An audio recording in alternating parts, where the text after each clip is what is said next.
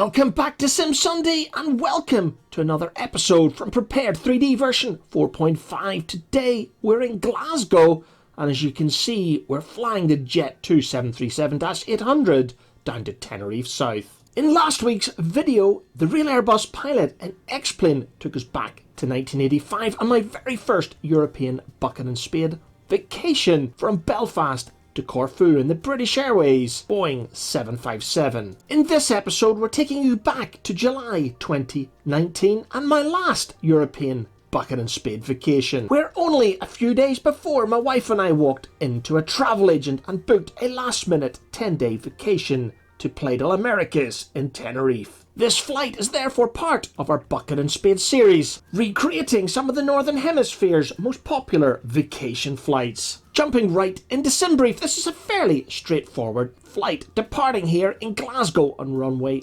23, climbing initially to flight level 340 in the direction of Northern Ireland, then overhead Dublin towards Cork, and then heading south across the Atlantic towards the Canary Islands. I'm expecting to land on runway 07 in Tenerife South, and our alternate today is Las Palmas in Gran Canaria, a destination that we'll visit later on as part of our Bucket and Spade series. So keep tuned and don't forget to hit that subscribe button if you wish to follow the real Airbus pilot and I as we try to recreate some of the Northern Hemisphere's most popular holiday flights in X-plane and Prepared. Right, jumping back into the cockpit, the FMC has been programmed and we're ready to ask for pushback and clearance to runway 23 here at Glasgow for our 4 hours and 20-minute flight down to Tenerife South. NGXU cleared to stay in Associated Airport as filed. Fly runway heading 5 and maintain altitude 6,000. Departure on 119.1, squawk 3437.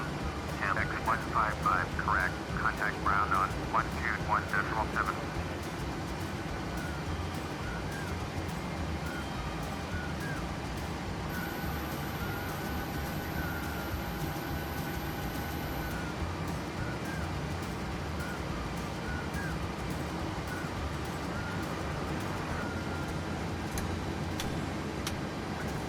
Departure check completed. Bypass pin inserted. Release parking brakes. Commencing push. All engines clear. Start at will.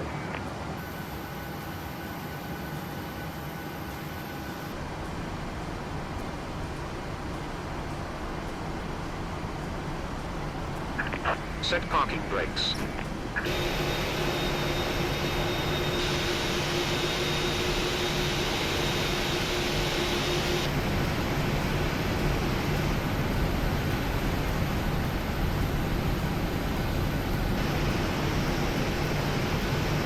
Tow truck disconnected.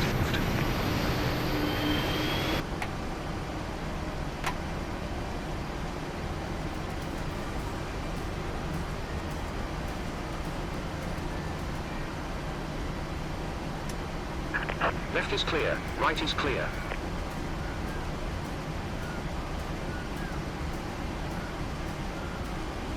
Taxi, short runway 23, using taxiway Mike Golf Alpha.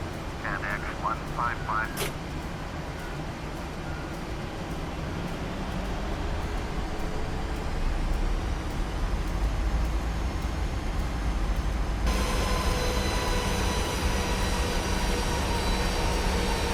As we make our way out to runway 23 here at Glasgow, it's time to tell you a little bit about the scenery that I've got installed for today's flight. Here at Glasgow, we've got the UK2000 HD version for Glasgow here in Scotland. And this, of course, is being complemented by Orbox EU Scotland. Those of you who've been following the channel for some time will know that I've uninstalled Orbox True Earth, and in fact all 3 Orbox True Earth series for Great Britain, North, Central and South. And the reason I uninstalled True Earth for Great Britain was simply due to the frame rate hit that I was getting here in Flight Sim. It's without a doubt a beautiful product, designed for those who like to fly low and slow. However, as you all know, my favourite version of flying here in Prepared is of course tube liners like this PMDG 737-800. Moving on, when we get down to Tenerife South, you're going to see the MK Studios version of Tenerife South for Prepared 3D version 4 and above. Anyway, as we approach the end of the runway, I'm turning on the TCAS, followed by the weather radar, and then switching on the landing lights because we're ready to go.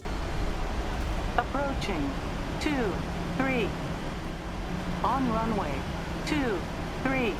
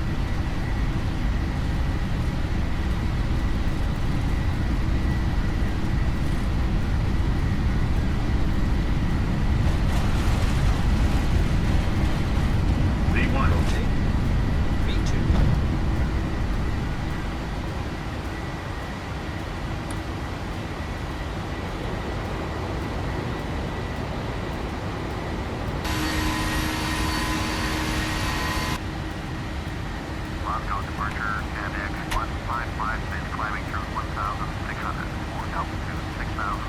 With 180 passengers on board, 4 tons of baggage and cargo, along with 9.1 tons of fuel. It's no wonder that I had a V2 of 160 knots. And as we approach the Galloway coast and Loch Ryan, it's here you'll start to get to see the 4 UK home nations of Scotland, Northern Ireland, England, and of course Wales. However, jump forward 20 minutes in the flight. As we pass the Isle of Man, you can clearly see the Scottish coast behind us, the Cumbrian and Lancashire coast to our left, Wales at our 11 o'clock, and spinning around despite the cloud you do get a view of the Republic of Ireland and then Northern Ireland. And it's with Dublin, the capital city of Ireland, straight in front of us is where I turned the cameras off. I will come back a little bit later and talk you through a step climb.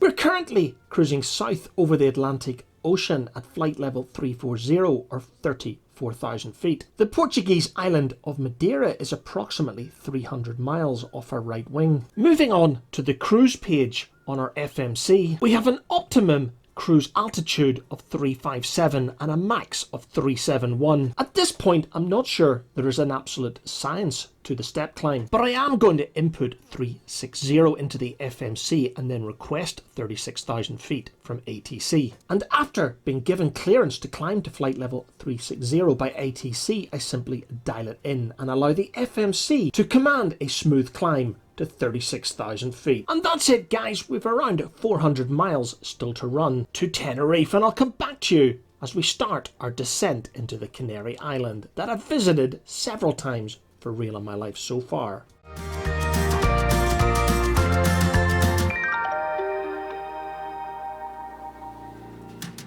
There are 2 airports in Tenerife, Tenerife North and Tenerife South. And if you look back to our interesting approaches series, you will be able to follow the real Airbus pilot landing at Tenerife North in the Zibo 737-800 of Air Europa. Tenerife South opened in 1978 as tourism really started to ramp up in this part of the world. Of course, Tenerife North was also the scene of one of the world's worst aviation disasters, where a Pan Am and a KLM 747 collided on the runway. Being at a much higher elevation, Tenerife North is also subject to weather constraints. And here you can clearly see Tenerife South at an elevation of 201 feet and doesn't suffer anywhere near the same weather issues that Tenerife North does. And of course, Tenerife South is a lot closer to the main holiday destination of Playa del Americas. Okay, we're just about to make our final turn onto runway 07. Here at Tenerife South. However, in a few minutes you will see that a Ryanair 737 is given clearance to take off as we're settling down into our final approach.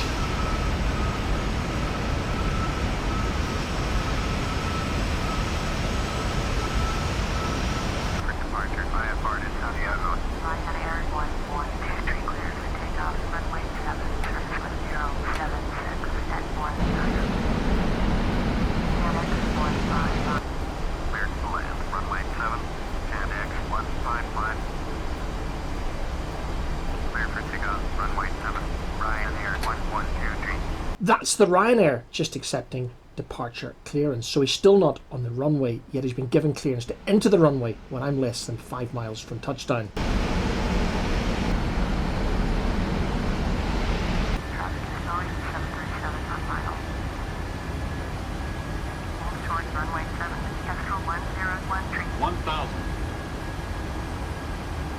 Approaching 08.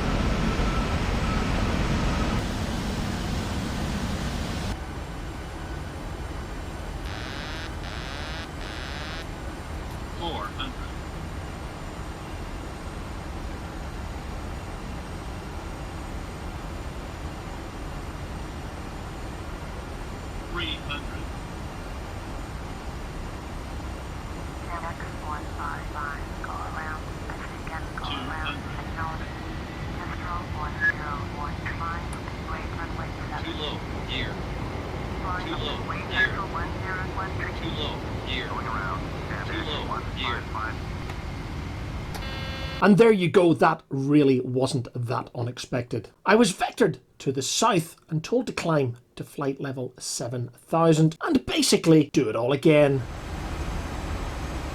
Cleared for takeoff, runway 7, flying in airspeed 153.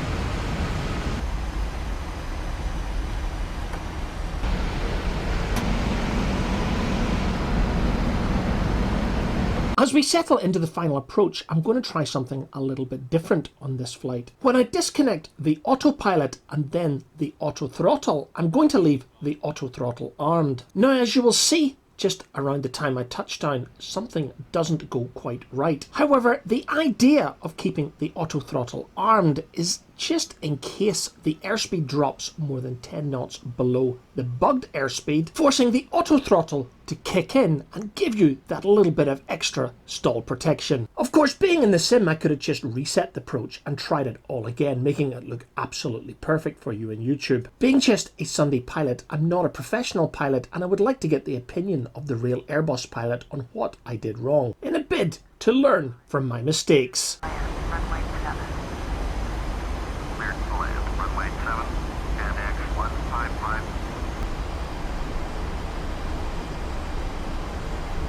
Runway 7, IFR to Manchester. Approaching 08. Traffic is Boeing 737 on final. Hold short, runway 7, Ryanair 4331.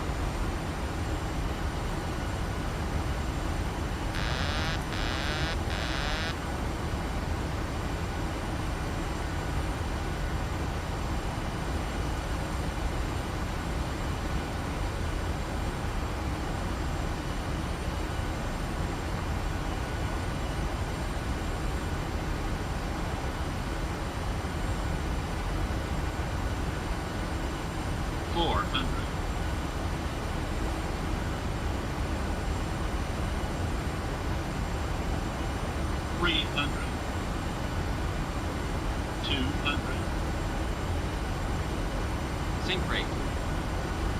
Sync rate. 50, 40, 30, 20, 10.